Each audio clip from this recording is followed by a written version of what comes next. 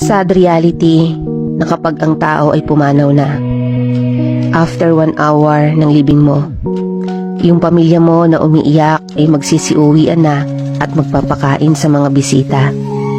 After 2 hours, may mga ibang bisita na darating o magte-text at hihingi ng pasensya dahil hindi sila nakarating sa libing mo.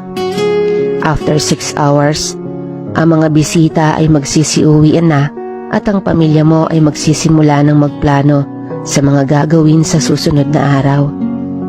After 24 hours, yung naiwan mong cellphone ay may mga message na darating sa pag-aakala nila na buhay ka pa. Pero ang hindi nila alam ay nag-uumpisa ng kinakain ng bakterya ang iyong katawan.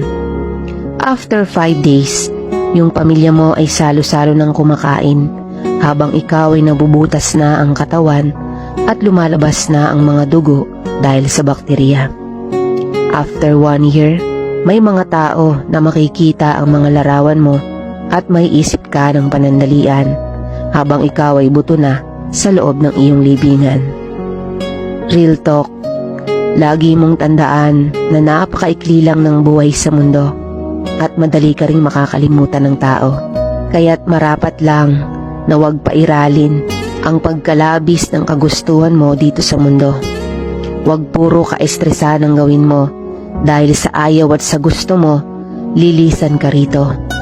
Dahil darating ang araw na nasa ilalim ka na ng libingan mo at di ka na nila maaalala. Kaya huwag sayangin ang buhay. Piliin mong maging laging masaya habang nabubuhay ka.